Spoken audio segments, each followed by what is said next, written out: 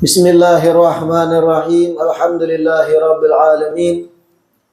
Wa bihi nasta'in ala umuri dunya waddin, wa salatu wassalam ala sayyidil mursalin wa imamil muttaqin sayyidina wa maulana Muhammadin wa ala alihi wa sahbihi ajma'in. Alhamdulillah, segala puji kembali dan selalu terhatur kehadirat Allah yang masih memanjangkan umur dan melimpahkan kesehatan pada kita seberataan, sehingga diperjumpakan lagi di majelis ilmu yang kita selalu berharap mudah-mudahan kegiatan ini bujur-bujur membawa kita pada kebaikan dunia dan akhirat. Amin ya rabbal alamin. Melanjutkan kitab Kaifa Takunu Ghaniyan. Hal yang ke-13 menyebabkan lancarnya rezeki, at-tabkiru fi talabi rizki. Bersegera di pagi hari di dalam mencari rezeki. Hal yang ke-13 penyebab rezeki lancar, bersegera, besungsung di pagi hari ketika memulai mencari rezeki. At-tabkir, nah itu di kitab At-Takbir, terbalik, kaf lawan mbaknya bujuri. At-tabkir fi talabi rizki wa adamun naumi sabahan mujibani lil ghina. Basungsung di pagi hari untuk mencari rezeki dan tidak tidur di waktu subuh, mujibani lil ghina, adalah penyebab kekayaan. Basungsung tulak mencari rezeki dan kada guring di waktu subuh, khususnya setelah sembahyang subuh. Mujibani lil ghina itu penyebab kekayaan. Qala sallallahu alaihi wasallam, Rasulullah bersabda, Allahumma barik li ummati fi bukuriha. Ujar Nabi, Allahumma, ya Allah, barik li ummati, berilah keberkahan bagi umatku, fi bukuriha, di waktu pagi hari. Ya Allah, berikan dan limpahkan keberkahan gasan umat ulun, jar Nabi, di waktu pagi sungsung, ba'dal fajar, setelah sembahyang subuh sampai matahari muncul. Itu waktu nang barokah. Nabi berdoa memintakan gasan umat sidin. Wa qala alaihi assalatu wassalam, bakiru fi talabi rizki wal hawaiji fa innal bukura barakatun. Riwayat lain Nabi bersabda, bakiru fi talabi rizki, bersegeralah di pagi hari kalian di dalam mencari rezeki. Wal hawaiji, dan di dalam memenuhi kebutuhan-kebutuhan. Fa inna bakura barakah, karena sesungguhnya bersegera di pagi hari itu berkah, Nabi. Fajtahid akhi an la tanama ba'da salati subhi ilal isyraq. Maka upayakanlah wahai saudaraku, upayakanlah wahai dangsanaku, an la tanama ba'da sholati subhi, agar engkau tidak tidur lagi setelah salat subuh, ilal isyraq, sampai kepada waktu isyraq. Faqad qila, sungguh dikatakan, innal arzaqa tuqsamu ba'da sholati subhi, bahwasanya rejeki itu dibagiakan setelah salat subuh. Wa kana salafu yanhauna 'anil naumi ba'da sholati subhi, dan ulama salaf mengatakan mereka melarang untuk tidur setelah sholat subuh. Wa yaqulun bi annahu yurithul faqra, dan ulama salaf mengatakan guring imbah sholat subuh itu mewariskan kefakiran. Wa huwa mujarrabun, dan ini terbukti. Fabi tabkiri tadharu barakatul awqat, dengan bersegera di waktu pagi di dalam mencari rezeki akan nampak keberkahan waktu baginya. Wa tuqda bidzalika katsiru minal haja, dan dengan bersegera di waktu pagi mencari rezeki, tuqda bidzalika katsirun minal hajat, banyak kebutuhan-kebutuhan akan terpenuhi. Nah, ini hal yang ke-13 yang menyebabkan rezeki lancar. Basungsung di pagi hari di dalam memulai mencari rezeki.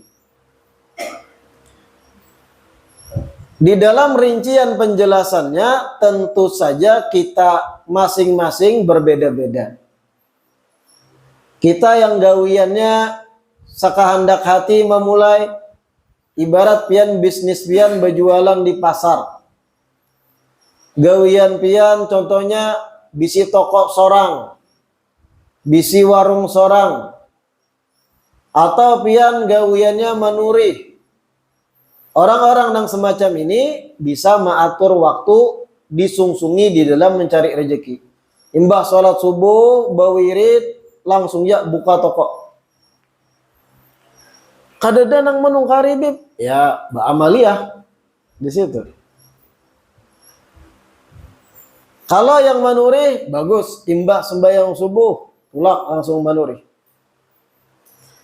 Adapun kita-kita yang gawiannya kantoran atau di perusahaan, masing-masing ada waktu masuknya. Nah, ini disungsungi kada ambili orang nang jemputan bis nih. Sungsung dah. Balambat-lambat tinggalkan orang tuh. Tergantung waktu. Jadi ini lebih mengarah kepada mereka yang profesinya bisa mengatur waktu kapan aja. Khususnya nang berkecimpung mencari rezeki di pasar. Kalau kawa sungsungi buka toko, sungsungi bersiap-siap barang tuh nah, untuk segera membuka lapak. Nang menuri sungsungi, habis sembahyang subuh doa wirid langsung aja tulak. Kenapa demikian? Nabi mendoakan, Allahumma barik li ummati fi bukuriha. Ya Allah, berikan barokah keberkahan bagi umat ulun di waktu sungsung paginya, ba'da subuhnya.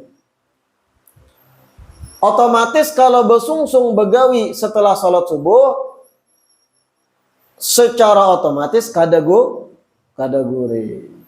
Apa istilah orang Banjar guring habis subuh tuh? Mamadar.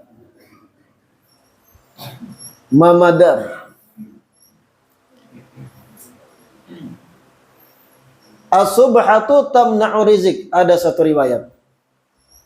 Guring habis sembahyang subuh itu menghalangi rezeki datang. Tapi itu guring paling nikmat biasanya. Guring imbah tuntung salat subuh menghalangi rezeki. Lalu bagaimana dengan orang yang kada subuh sama sekali? Lalu bagaimana dengan orang yang melandau? Nang guring tapi inya sembahyang subuh. Di waktunya kada keluar waktu subuh. Guring imbahnya menghalangi rezeki. Lalu bagaimana dengan yang kada bersubuh sama sekali? Bangun jam 8, jam 9. Maginnya inya dijauhkan dari rezeki. Dan ini berlaku lakian binian. Suami istri berlaku. Jangan yang ditangati abahnya aja. Pian jangan guring lagi. Ulun jangan guring jangan bini. Karena pian kepala rumah tangga pasti rezeki itu urusan pian. Ada hawa sama keduanya. Ada pulang yang membahas ulun bipa imbah subuh kebiasaan guring. Bangun jam 8, 9. Tapi rezeki ulun lancar-lancar aja. Kayak apa nih gambarannya? Maka jar tadi menghalangi rezeki. Seandainya kada guring rezeki pian lebih lagi. Seandainya kada guring dipaksakan rezeki pian akan melimpah ruah lagi. Nah itu. Bayangkan nang kada bersubuh sama sekali itu. Nah ingat. Makanya jangan repot apabila kita menemui perjalanan hidup itu rezeki macet. Duit bangalih pada nang rajin becari. Jualan kada tapi payun kayak nang rajin-rajin. Gaji lambat dicairkan. Bonus kada cair-cair. THR potong urang sekian persen. Bansos ampihan. Ketika mana merasa rezeki macet, kadusa datang ke ulama, datang ke Habib minta banyu. Samburakan ulun. Minta banyu, gasan syarat dagang. Gasan ulun simburakan ke panci, kebetulan berjual nasi goreng. Piannya jaga kewajiban yang 5 waktu, lebih-lebih sholat subuh, insya Allah Nabi nang mendoakan langsung diberkahi hidup dia, berkecukupan. Nah itu, bersungsung di dalam mencari rezeki. Ini hal yang ke-13 yang menjadi sebab rezeki lancar. Yang ke-14, ad-diyafatu wal karam. Hal yang ke-14 menjadi sebab rezeki lancar, ad-diyafatu, menjamu tamu. Wal karam, dan bersifat pemurah, dermawan.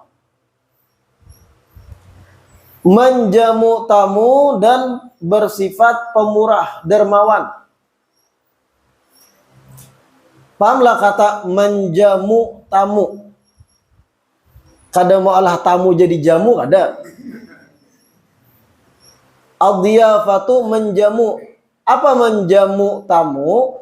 Tamu beelang ke rumah, disuguhi makanan, minuman, disuguhi hal yang bisa dikonsumsi, nah itu menjamu tamu. Yang kedua, al-karam, dermawan, pemurah, kada pemalar, kada engken. Ini penyebab yang ke-14 rezeki lancar. Menjamu tamu dengan karam, pemurah itu berkaitan. Orang yang ke-7 menjamu orang lain, otomatis ini tuh pemurah, kada engken. Qala Rasulullah sallallahu alaihi wasallam li Zubair, Rasulullah berkata kepada Sayyidina Zubair ibn al-Awam, Ya Zubairu, inna mafatihar rizki bi'iza'il arshi. Wahai Zubair, sesungguhnya kunci-kunci rezeki itu berada di sisi arsy.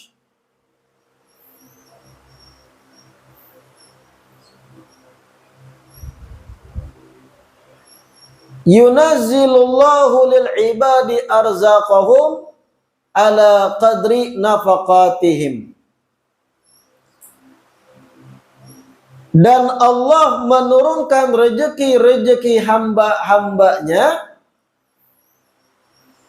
sesuai kadar infak yang mereka keluarkan. Nah ini, yunazzilullah lil ibadi arzaqahum ala qadri nafaqatihim, atau yunzilullahu lil ibad arzaqahum ala qadri nafaqatihim. Allah menurunkan rezeki gesan hamba-hambanya sesuai kadar infak yang dikeluarkan oleh hambanya tersebut. Faman katsara kutsira lahu, ya-nya tuh hilangkan, salah cetak. Faman katsara kutsira lahu, maka barang siapa yang banyak bersedekah, banyak mengeluarkan infak, banyak menderma, kutsira lahu, maka rezekinya pun akan diperbanyak. Wa man qallala kullila lahu, dan barang siapa yang sedikit di dalam bersedekah, engken mengeluarkan duit untuk membantu orang lain, qullila lahu, maka rezekinya pun akan disedikitkan. Nah ini penting nih, satu hal yang prinsipil.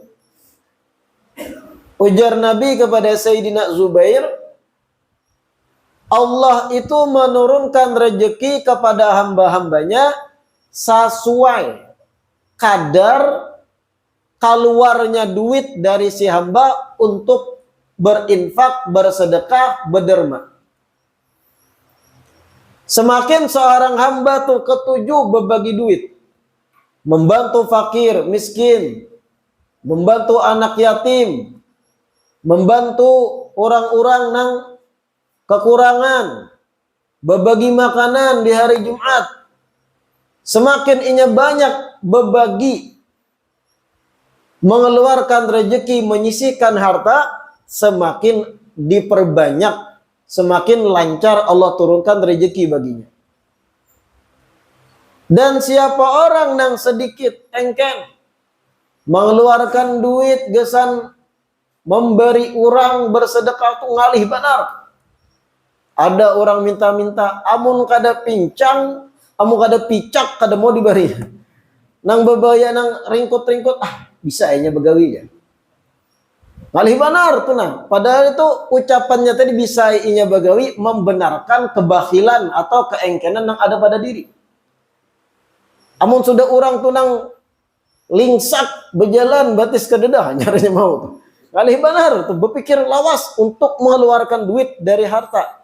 Siapa orang yang sedikit mengeluarkan infak, sedekah, maka disedikitkan pula rezekinya, ujar Nabi. Man qallala qullila. Nah ini urusan tadi al-diyafah, menjamu, dan karam, menderma, bersifat dermawan. Wa qala Rasulullah sallallahu alaihi wasallam, ad-dhaifu ya'ti birizkihi wa yartahilu bidhunubil qaumi yumahhisu anhum dhunubahum. Nah itu yumahhis bukan yumahid. Do titiknya hilangkan, shot itu. Lain do. Ujar Nabi di hadits yang lain, ad-dhaifu ya'ti birizkihi wa yartahilu bidhunubil qaumi yumahhisu anhum dhunubahum. Tamu yang datang itu membawa rezeki. Tamu yang berkunjung kepada kita itu membawa rezeki. Wa yartahilu bidhunubil qaumi yumahhisu anhum dhunubahum. Ketika tamu sudah bulik dari rumah, buliknya tamu tersebut membawa dosa-dosa tuan rumah, menghapus akan dosa-dosa nang ampun rumah. Nah gitu. Tamu ujar Nabi nang datang beelang itu tanda bahwa rezeki akan datang kepada kita. Ada manusia-manusia nang hatinya terketuk hendak beelang wadah kita, berkunjung lawan kita. Hakikatnya itu tanda Allah akan memberi rezeki kepada kita. Apabila kita sambut, kita jamu, kita layani dengan senyuman, basyasyah, dengan wajah nang gembira, hati tamu tadi senang, bulik dari rumah kita, membawa dosa-dosa tuan rumah nang menjamu. Yumahisu anhum dunubahum, dosa-dosa tuan rumah, serumahan itu dihapus oleh sebab kedatangan tamu tersebut. Nah, jadi dahsyat. Tamu datang ke rumah itu alamat atau tanda rezeki hendak meluas.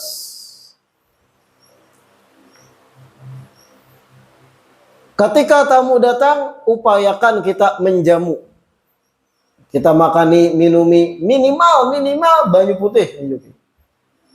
Minimal.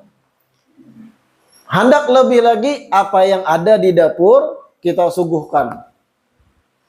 Bahkan ini ulun nukil satu kisah di dalam kitab Al-Jawahir Al-Lu'lu'iyah berkaitan dengan fadilat menjamu tamu. Wa hukiya annahu kana li Abdullah ibn Mubarak radhiyallahu anhu farasun. Diceritakan Sayyidina Abdullah ibn Mubarak beliau memiliki kuda yang gagah. Kuda itu harta, kebanggaan bagi orang-orang di zaman itu. Faja'ahu dhaifun fadhabahahu. Faja'ahu dhaifun fadhabahahu lahu. Kemudian suatu hari datang tamu beelang kepada Sayyidina Abdullah ibn Mubarak. Ketika tamu itu datang bemalam, kuda kebanggaan sidin tadi, kuda yang gagah itu disembelih, dimasak dagingnya, gesan menjamu tamu. Nah, kuda tuh halal dimakan. Pernah lah makan daging kuda, Bian? Di harapan. Fadhabahahu lahu. Kemudian kuda yang dibanggakan sidin tadi, harta sidin, disembelih sidin, dimasak, disuguhkan gesan menjamu tamu yang datang. Fakhasamathu zaujatuhu. Ketika kuda kebanggaannya itu disembelih, dimasak, disuguhkan gesan tamu, istri Abdullah ibn Mubarak sarik, keberatan. Khasamathu, sarik, kenapa pian sembelih?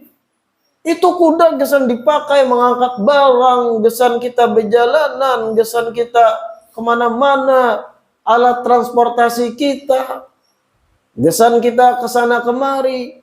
Itu je ampun kita. Kenapa pian sembelih kada beizin, kada bepada? Ini itu pancel tembus. Binian macam-macam. Mai kalau sudah berargumen bakalahi kan. Terjadi pertengkaran dengan sang suami Abdullah ibn Mubarak, fatallaqaha. Akhirnya keputusan akhir Abdullah ibn Mubarak ditalak sang istri tadi. Sebenarnya kada sesimpel itu main talak aja. Mungkin nang bini ada tahu ucap, kalau itu aku kada tahan lagi lawan ikam. Habis harta nih, gesan tamu wara. Bulikakan aku ke tempat abahku. Wah. Bisa jadi di balik layar gitu kan, sampai diputuskan Abdullah ibn Mubarak talak, dilepas. Tsumma ja'ahu rajulun faqala lahu inna li bintan jamilatan fazawwajahu iyyaha. Selang beberapa waktu kemudian berjalan, datang seorang laki-laki kepada Abdullah ibn Mubarak, melihat keadaan Abdullah ibn Mubarak, tiba-tiba laki-laki ini berucap, wahai Abdullah ibn Mubarak, saya punya anak perempuan gadis, jamilah, cantik rupawan. Akhirnya dikawinkan Abdullah ibn Mubarak dengan seorang perawan yang cantik, yang kaya raya ini. Wa arsala ma'aha asyratan minal khail. Sang mintuha tadi karena bangga dapat menantu Abdullah ibn Mubarak, anak gadisnya dikawinkan sekaligus dihadiahkan pada Abdullah ibn Mubarak 10 ekor kuda. Fara'a Abdullah fi manamihi qailan yaqulu lahu. Di malam hari Abdullah ibn Mubarak tertidur, terguring, lalu melihat ada seseorang berucap di dalam tidur tersebut, innaka tallaqta li ajlina ajuzan faqad zawwajnaka bikran. Wahai Abdullah ibn Mubarak yang dimimpin nih Bapak dia. Sesungguhnya pian telah menceraikan istri pian ajuzan yang sudah tua itu. Li ajlina karena sebab kami. Faqad zawwajnaka bikran. Kami balas timbal baliknya, kami nikahkan engkau dengan seorang gadis yang masih perawan. Wa dhabahta lana farasan a'tainaka ashran. Dan engkau telah menjamu kami dengan seekor kuda yang engkau punya, maka kami balas dengan 10 ekor kuda bagimu. Ini fadilat menjamu tamu. Datang tamu tadi, sembelih sidin, kuda nang satu-satunya. Dimasak, disuguhkan. Nang bini abut. Kenapa kuda kita seikung wara? Itu kuda, ini, itu. Ceraikan saja aku. Aku sudah tidak sanggup bersamamu. Hari-hari menghupi wara. Ya bahasanya kayak itulah kalau didramatisir. Akhirnya diceraikan beliau gara-gara menjamu tamu tadi. Sekalinya Allah balas. Tiba-tiba ada seorang yang kaya raya berisi anak gadis melihat Abdullah ibn Mubarak.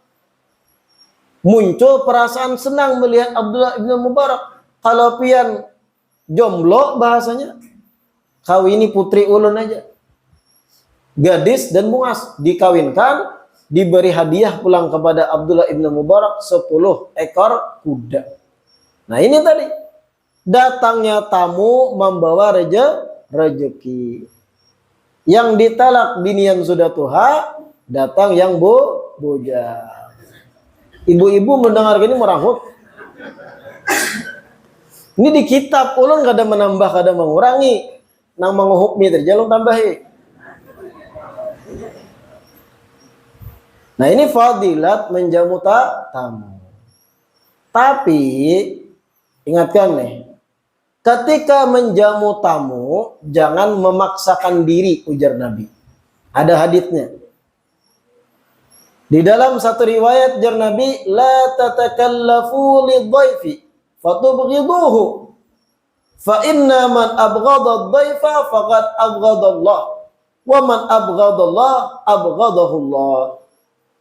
Ujar Nabi dalam hadis, la tatakallafu lidhaif. Janganlah kalian memaksakan diri di dalam menjamu tamu. Fatubghiduh, sehingga engkau nanti akan benci dengan kedatangan tamu ke rumah. Fa inna man abghadha ad-dhaifa, karena sesungguhnya seseorang yang benci dengan kedatangan tamu, faqad abghadallah, sungguh sama orang tersebut benci dengan Allah. Wa man abghadallah, dan siapa orang yang benci kepada Allah, abghadahullah, Allah pun benci kepadanya. Na'udzubillah min. Jangan memaksakan diri menjamu tamu. Pahamlah pian memaksakan diri. Apa yang ada itu suguhkan. Ibarat pian di rumah pian di jangkung. Ada tamu datang. Yang ada di dapur itu anggaplah donat. Mungkar di pasar. Atau di dapur itu ada sanggar. Ada teh, golpara, atau melati dan yang lain. Ada kopi. Nah itu yang ada di dapur. Tapi karena pian ini lagi semangat-semangatnya hendak menjamu tamu, mendengar kisah tadi dapat gadis, lalu pian memaksakan diri. Kayak apa memaksakan diri? Hadang dulah ulun berjalan menukarakan wadai. Rumah di jangkung, nukar wadai di Maburai. menambus lewat jalan Tanjung Selatan lah. Nah itu takalluf, memaksakan diri gitu. Hadanglah ulun hendak menyuguhkan pian yang terbaik karena datangnya pian ini adalah rezeki bagi ulun. Lalu bertakalluf, menukar makanan di Maburay, rumah di Jangkung. Nukar minuman es boba diparingin. Takalluf benar. Bulik ke rumah, nah gesan pian mudahan pian senang hati bertamu di sini. Oke, senang tamu, bulik tamu tadi. Wah, alhamdulillah, mudahan rezeki belancar. Kedatangan pertama. Karena sudah ada unsur takalluf tadi, effort ujar kana-kana ini. Beristilah benar sampai menghabiskan energi dan materi. Padahal yang jangan yang di dapur disuguhkan, itulah cara diafah yang bujur. Tapi ini takalluf, memaksakan diri. Datang seminggu kemudian orang nang sama. Masih semangat, tapi kurang sedikit. Hadanglah, ulun nukarakan wadai, tunggu kama burai pulang. Kaparingin pulang. Nah, gesan pian. Senang tamu, bulik. Kedua. Ketiga, dahi tak karusut dah. Gini pulang. Maburay itu jauh, tahu lah. Mulai hati itu berkomentar nang kada-kada. Nah ini yang dimaksud Nabi, fatubghidu. Kalau ikam dalam menjamu tamu ada unsur bepaksaan, berlebihan, memaksakan diri, effort tadi. Oke, yang pertama ikam senang hati. Tapi kalau datang pulang tamu yang lain, yang kedua, ketiga, keempat, kebiasaan pian menjamu tamu harus wah, harus mewah, harus glamor. Gara-gara kebanyakan tamu, benci pian dengan kedatangan tamu. Datang tamu yang ke-8, maunya dia gini. Habis gulaku, maunya datang pulang gitu nih. Ngapa kok? Kadang habisin nasi di rumah. Macam-macam mandiran. Nah, benci dengan kedatangan tamu akhirnya. Lalu jar Nabi, orang yang benci dengan datangnya tamu, sungguh ia sama benci lawan Allah. Dan orang yang benci lawan Allah Ta'ala, Allah pun akan membencinya. Makanya jangan takalluf, jangan berlebihanan dalam menjamu. Artinya apa yang ada, suguhkan. Apa yang ada, keluarkan. Nah, disampian yang penting ketika menjamuinya ramah tamah. Apa kabarnya? Apa maksud kedatangan? Apa kabar pian? Kenapa nih? Apa gerangan pian hendak baelang? Ada cerita apa? Ulun minta banyu bitai. Ya. Pada intinya jamu tamu tapi jangan berlebihanan. Jangan sampai pian kada bakal istiqomah dengan cara yang sama menjamu tamu-tamu yang lain. Jamulah dengan yang standar yang seandainya terulang kedatangannya pian kada takarusut dahi. Apalagi sampai muha karas kayak bangkirai. Jangan. Paham tuh lah? Tamu datang, hakikatnya Allah yang menggerakkan hatinya. Dan tamu datang, tanda rezeki kita hendak meluas. Jamu tamu tadi seadanya, jangan berlebihanan, karena jiwa manusia kalau berlebihanan akan malal, akan bosan, dan ujung-ujungnya malah membenci dengan kedatangan si tamu. Adapun Abdullah ibn Mubarak tadi, beliau menjamu dengan apa yang beliau punya. Kuda itu memang ada, kada menungkar bahasa. Memang ada kuda itu. Tapi apalah daya, istri di rumah, sarik. Dan ini memang ujian orang yang soleh. Ujian laki-laki yang baik, yang soleh. Terkadang apa?